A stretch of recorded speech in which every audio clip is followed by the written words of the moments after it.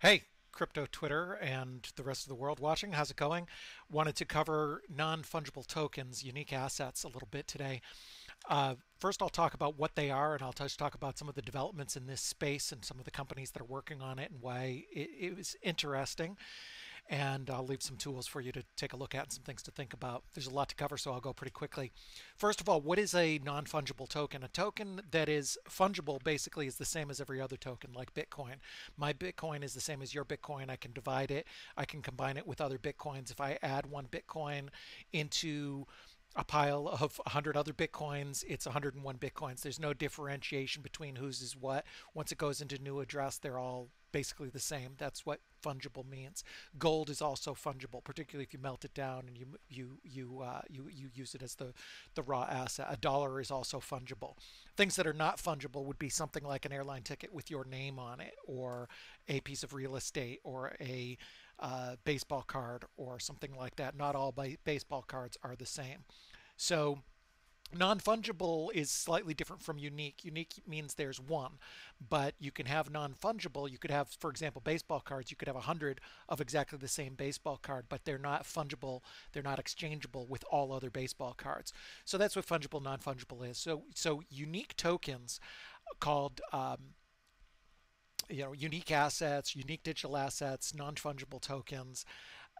NFT is a common abbreviation, are basically tokens that have this principle where they are special. And the main protocol that kind of designed this or made this popular was ERC 721. You know, ERC 20 is fungible tokens. That enables you to create a token, put it on the Ethereum network, and that's how you see most ICOs. Those are fungible tokens. So one token of your typical ERC 20 ICO is exactly the same as another. ERC 721 is different because it makes each token potentially unique, or you can have small groups of tokens that are unique. So you can have this illustration here kind of demonstrates that. Talks a little bit up. Wait, I've got to move it up. The it talks about tokens that are the same, and then you have crypto kitties, which is a great first example of unique digital assets. Crypto kitties was created using the ERC 721 protocol, enable you to create these cats, which can't really do much. They can just breed with other cats, and they have unique properties. But they are digitally scarce and provably rare. So that's interesting. There's a lot of coverage of this topic lately, and there's a lot of different projects going on. What some of the advantages of it? I'll cover that. I'll cover a couple quick points first, and then I'll go into some of the example projects that are out there. So what is solved by this? One is that it's similar to cash. These digital assets are immutable. They can't be duplicated easily. They can't be duplicated at all if it's on a real solid blockchain. They have more value because they have some of the properties similar to money, even though they're not money. Collectibles. Jack Kirby art is worth more than some art that is less rare or less scarce or less valuable. So if you have something that is both rare and movable easily, that's a good combination in economics. It means that it could have more valuable. They also have more durability. These assets can outlast game companies and operators. It can be portable and interoperable between different game platforms.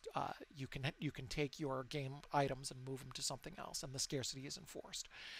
So there's marketplaces for these assets that trade. I'll get into that in a second, and I'll talk a little bit. I'll talk about the future last. What this will do. There's an article today on Coinbase talking about this crypto card game. By the way, everything that I say here is not meant to be investment advice. I'm certainly not recommending any of these companies that are doing things in the crypto token space. I'm definitely not recommending buying any unique assets or gaming assets, or certainly ICOs related to game companies. I'm just talking about some of the interesting things that are going on in the space, and I believe that some companies are going to do well in this. I think it's an interesting area, and I'll talk about the reasons for that. So here's this card game where it has a very rare, a very expensive card, I guess, that people are speculating on. I think that's a very risky game. Collectibles are risky in general, and it's very, very unproven to do it on a chain like on a new thing with new digital assets. This is Counterparty. That's the platform that a lot of these digital assets were originally created on before the ERC 721 protocol came along, and that is what a game called Spells of Genesis uses. It uses the Counterparty protocol, which is on Bitcoin. It uses the Bitcoin chain, not the Ethereum chain. So Counterparty is pretty interesting. Rare Pepe is another one that was uh, on that platform using Counterparty. Um, Coming up later, and I'm going through a lot really quickly here just for time's sake. Coming up later, the same inventor, Wojtek Radowski, who made the ERC 721 protocol, he's making another one called ERC 1155, which has some interesting technical advantages. That should be interesting. There's a lot of other protocols that are working on this kind of thing. ERC 994, I don't really have time to cover. Oh, I'm going to get into that article in a second. That article was by, let's see here. I had the Q&A here. Somebody had asked me about this article. Nathan Hawk asked, he said, read this article, and I did. This is interesting. This is about somebody who spent years and years just hacking digital games long before Bitcoin. 20 years he spent time hacking Ultima Online, stealing castles, this kind of thing. I used to play Ultima Online. It got me interested in game economics. I just couldn't believe 20 years ago when I first started playing that game that people would trade suits of armor for hundreds of dollars, a digital good. I just couldn't believe it. And because those aren't, it's not good economic properties. They're centralized. It's controlled by one party who can delete it or change the properties of it. Having an asset where you could take that suit of armor and move it to another platform would be very huge. But this is interesting. This shows the value. There's a lot of value in these games. World of Warcraft is a huge economy. There's a lot of trading going on World of Warcraft, and even games like Ultima and things like that have been around for a lot longer. There's a couple links that I had on here on the, yeah, see, look at, I don't play World of Warcraft, but it's very interesting. You can see there's whole blogs and whole systems on people talking about, should you use vegetables? Should you farm fell cloth? Making easy money with Ravasar hatchling. This is fun for me because I've never played this game, so I don't even know what these things are. But I love this kind of game. One reason I haven't played is because I'm afraid I'd never stop. I'd probably lose 17 days of work playing WoW, just like I did when I played what was it, Fallout 4.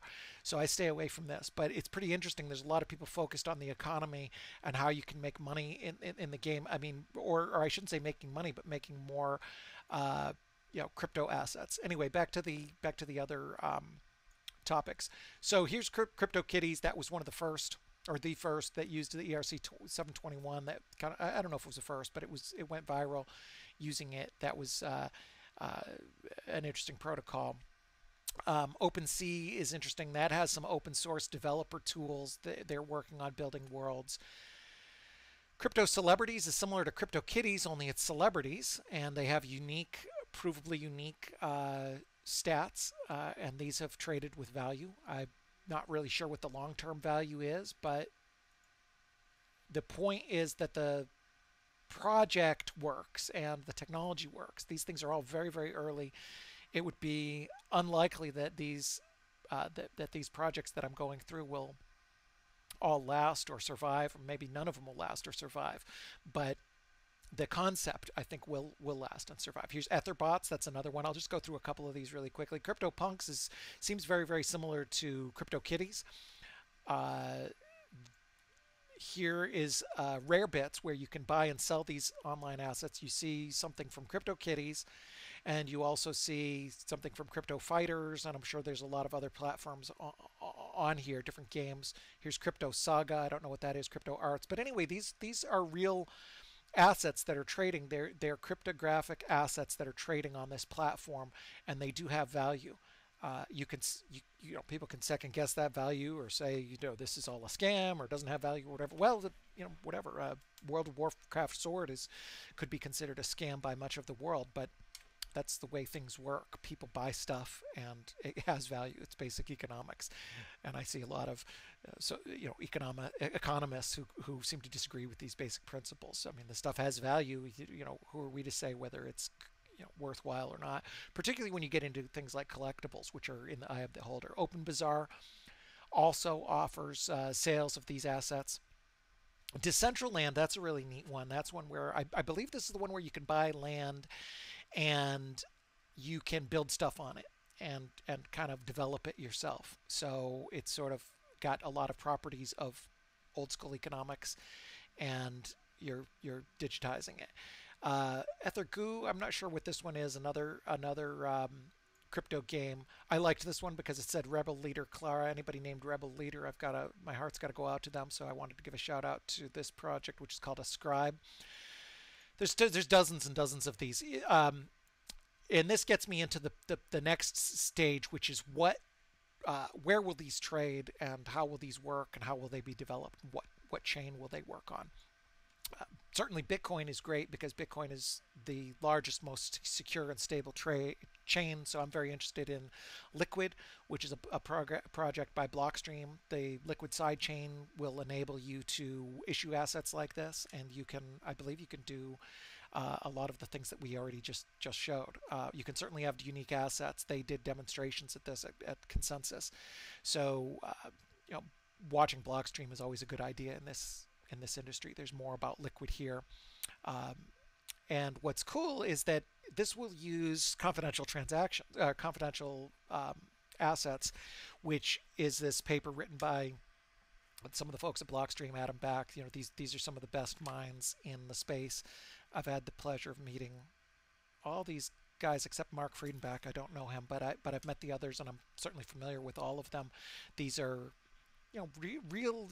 The word genius is thrown around a lot, but these are very, very high end, extremely knowledgeable people who know more about Bitcoin and open source and security and technology and privacy and these kind of issues than most people alive, especially when you take them all together. There's no really denying that. So this is very interesting, and this will be so the assets will trade in a secure manner using this confidential assets, which you can read through here and see it explained. Here's another market, OpenSea. I mentioned earlier they have some open source tools, developer tools. Crypto Fighters is another game where your characters have properties and they can trade them.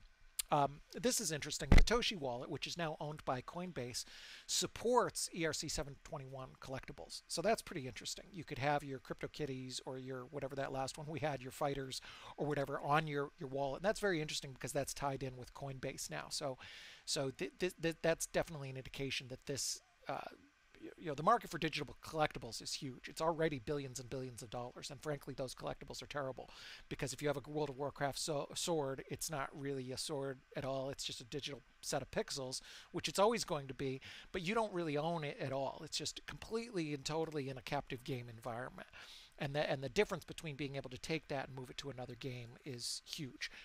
And I'll get into why would a developer want to do that. I could mention it right now.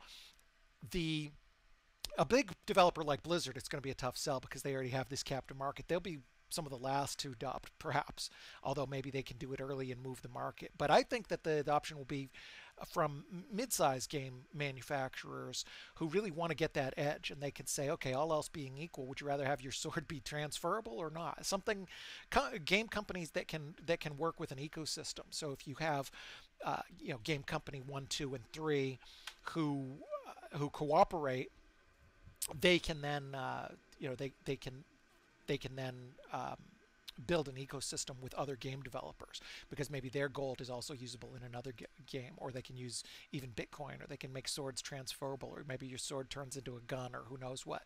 There's many ways that you can do this where you can make games more interoperable, and that will help all of the game developers. And there's a lot of precedent for that, going back from tabletop games to online games. There's a lot of things like that. Here's some more on the WoW economy, and I'm jumping around a little bit just with the nature of the way that I did this design with the tabs, but this talks a lot more about the size of these economies are significant. There's a lot of people who care about their digital items. BitGuild is another one that is looking to do exactly what I just mentioned, help game developers develop these unique tokens and have them be on a real blockchain rather than captive at the company.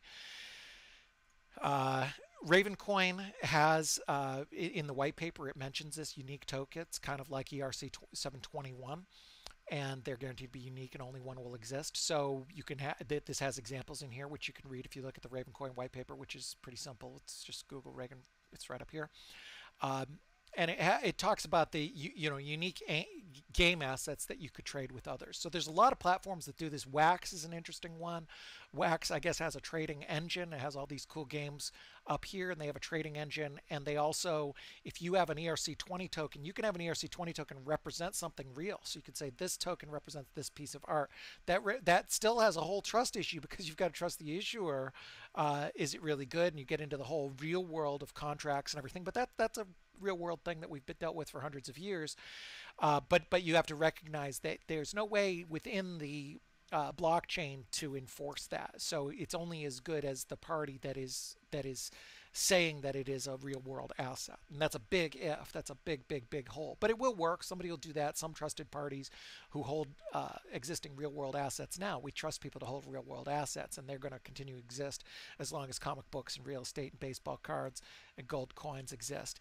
Real assets are going to exist. Somebody's going to custody them. That's just the way it is. And you're going to put those on a blockchain, represented by a blockchain, and you'll have you'll have ways to physically deliver that. And I think that's something Wax is working on, which is interesting.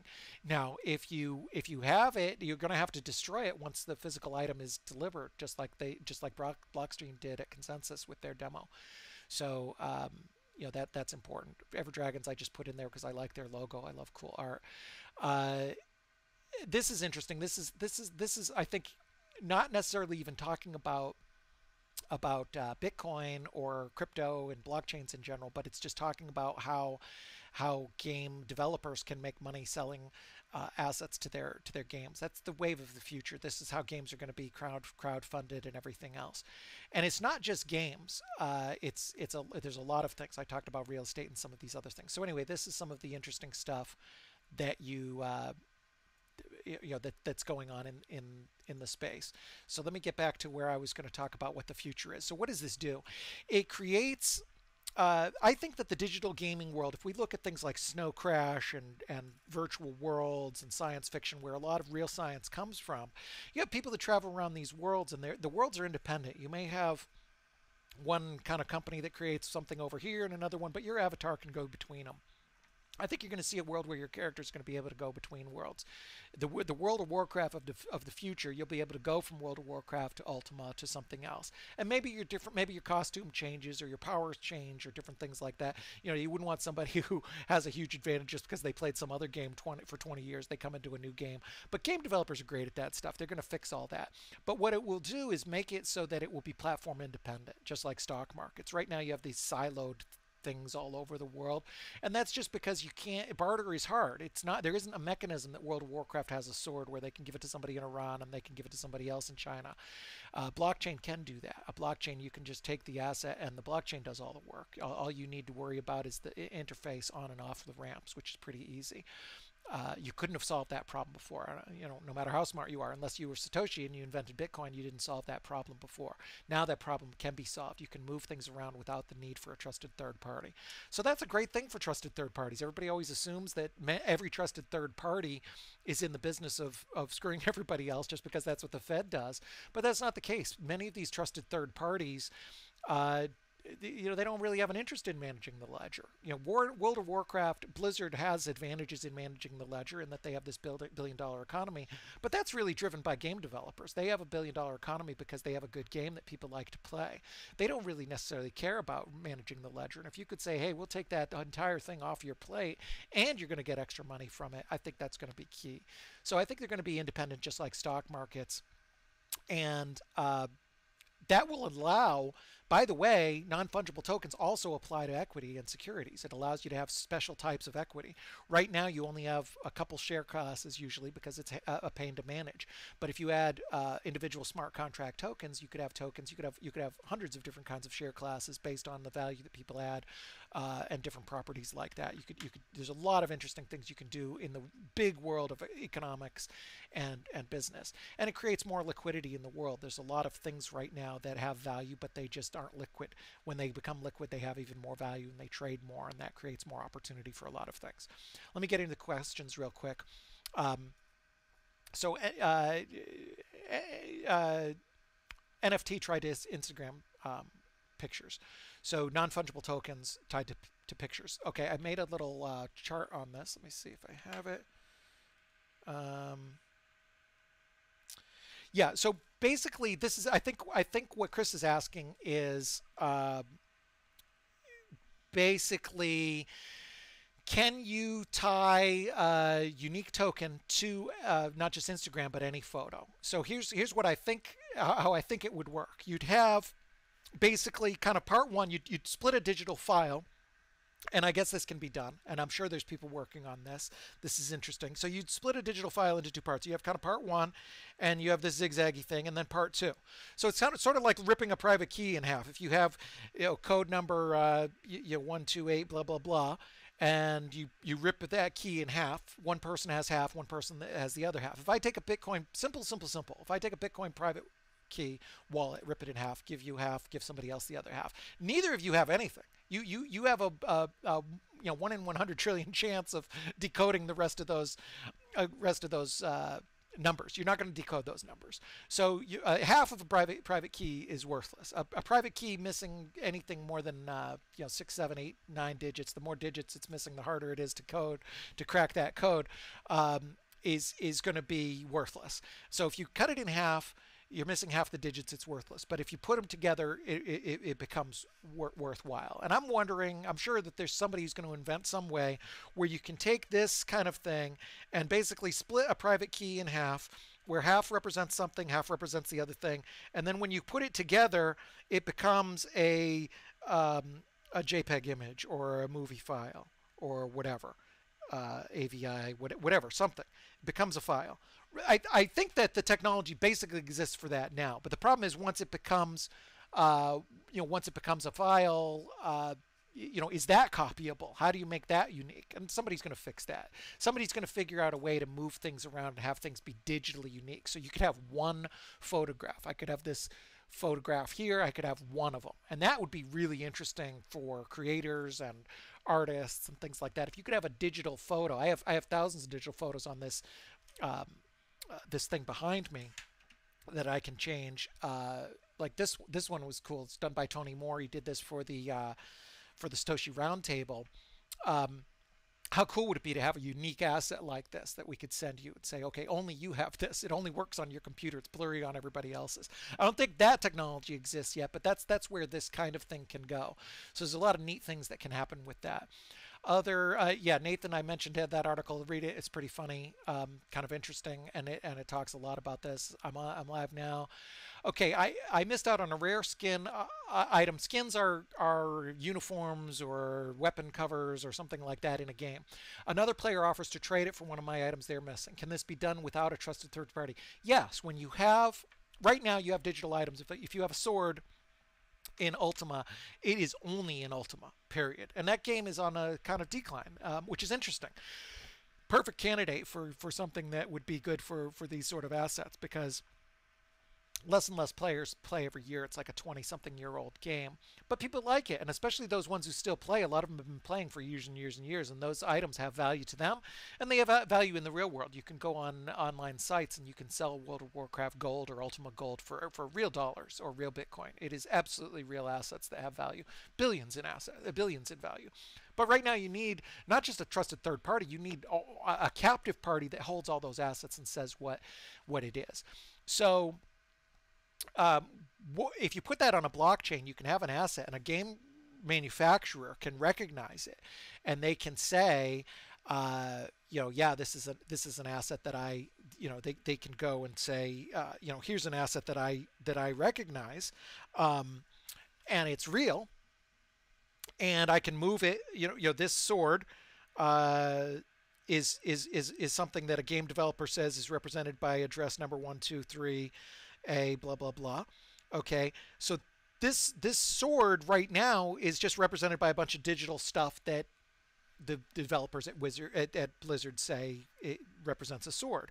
There's no reason that they can't say, okay, that'll only work if somebody imports this key. Just like your Coinbase balance.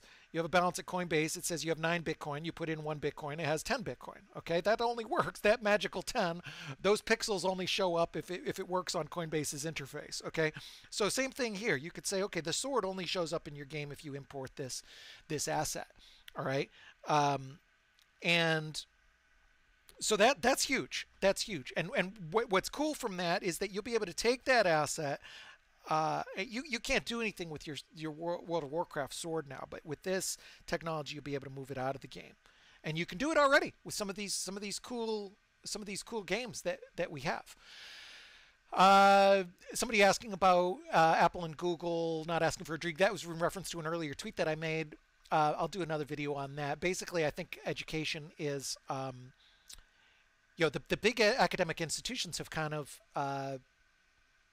hurt themselves because they've been selling a bill of goods to students for a long time for these overpriced degrees without a lot of ROI, and that's going to smack them, especially now that you have major groups like Google and Apple not requiring a degree. But anyway, that's a different topic. Okay, main thing I want to see, an ecosystem that doesn't revolve around paying $5 for one item and then stuck in one place. Yeah, that's exactly the benefit. That's exactly the big value proposition of these tokens as digital assets, is that you will be able to move them around, and liquidity is a big thing. Liquidity is a big thing in economics. It makes a lot of makes a lot of advantages for anything that when you have liquidity, it makes it so that all kinds of things can happen around an ecosystem. So I'm really excited about a lot of this stuff. There's a lot of neat projects. Again, be very, very, very, very careful, particularly buying collectibles. Buying collectibles, trying to get rich in crypto sort of thing is extremely, extremely risky. But if you like collectibles and you enjoy them and you like them because you like the art or you enjoy that crypto kitty or something, not as an investment. Collectibles, by the way, are almost always a bad investment because they're so subject to moods. I collect comic art, and I have this theory that because there's a lot of baby boomers and millennials, and the art is becoming more rare because of it's now digital rather than hand done. It's harder to buy the original art, and scarcity. And there's so many little kids growing up with cartoons and comic books. I think that comic books will be around. Solid with popular fan bases. They're much more popular than when I was young. When I was a young collector, I think they're going to be worth more. But it's still a terrible investment. I do it mainly for fun. I do it because I enjoy it, and even that, and also it's definitely. I think it might be a good investment, but only for a little while. It will die out for sure. You may see in 20 years hedge fund managers putting Jack Kirby's on their wall. Because that may be the fashionable thing. That's kind of like the peak you could hope for if you're an art collector. But that's a very big risk. And even if I'm not necessarily saying that's my philosophy. I don't buy it as an investment. I buy it for fun. That happens to be an investment. But even if you did that, it's going to change. All art through history, you have things that are very popular and they're very pricey, and then it goes out of favor. Very little stays in favor forever unless you're talking Rembrandts or something like that. So collectibles in general are very, very, very risky. Baseball cards, people have lost their shirt on it. A lot of people were buying baseball cards in the 90s. Comic books, every kind of art. It's very, very risky. You add crypto on top of that, it's extremely risky. So please don't do it as an investment opportunity. If you want to invest in the space, again, same criteria goes for all crypto. It's very, very risky. You could lose everything you do. But if you believe in this theory, you'd be better off trying to find a company or protocol that is working on this, investing in that. But even that's very, very risky. I'm mainly just interested in the technology. I think it's very fascinating. I think it's not gonna happen quick. It's not like securities tokens where there's a real, push for this. But there's lots of projects already, and I think it will be a healthy ecosystem that's going to continue to add value. There's it looks like there's 100 projects out there now. I think there's going to be thousands, and then you're going to see a lot of existing game companies, which is a huge, huge model. It's kind of like there's a lot of parallels to this with Wall Street. You're going to have these huge gargantuan companies starting to come into it. I'm sure that the folks at Blizzard, and I keep using them as an example, they're actually a terrible example because usually the biggest incumbent in a space doesn't isn't always the first mover in these kind of things. It'll probably be, I'm not familiar enough with the game marketplace, but it'll probably be, you know, the number 20 kind of company, somebody big enough that they have a lot of influence and a lot of reach, but small enough that they really want to shoot for those you know, that high spot. So it makes a lot of sense. It's very interesting, and I think it's going to be just yet another example of how things are going to change. And all these applications, nobody really even, pretty much everything in this whole video, I don't know if anybody had really thought of as little as a few years ago. It's been an evolving process, especially since the ERC 721 token, and then you have all kinds of other projects like Ravencoin and others that build on top of that. So that's very exciting, and nobody really conceived of this. So there's going to be new things that you conceive of, how you'll split art and real estate, and what kind of things will be collectible, and what kind of things will be digitally represented. Can you do something with to make movies or films or images work only for you with a key? How huge would that be? That's a whole nother, I mean, this is a multi-billion-dollar, you know, marketplace. I mean, it would just be unbelievable if you could say, I could send you a photo and only you have it, and you can't, if you send it to somebody else, it blurs or breaks. That would be super cool. I don't even know who's working on that. If you're working on that, if you have a live demo on that, I'll invest. I'll invest. Period. I mean, and you know, if you have, you know, the regular, a good team and everything. I mean, that would just be so cool. Somebody's going to figure it out. So anyway, that's ERC 20, or I'm sorry, ERC 721, and the other things surrounding it: ADA, EOS, Ravencoin, Bitcoin through Liquid and RSK, and already through OmniLayer and Counterparty, Mastercoin. There's a lot of ways to do this, a lot of ways to issue tokens, less ways to issue unique tokens, but most of those protocols you can mess around with it to be able to do this. And the point is that it's going to take the ledger and put it in the hands of the blockchain, and that'll create a lot of liquidity for people. So I think it'll be pretty cool. I think it's very exciting. So hopefully this is interesting and useful. Thanks a lot for watching.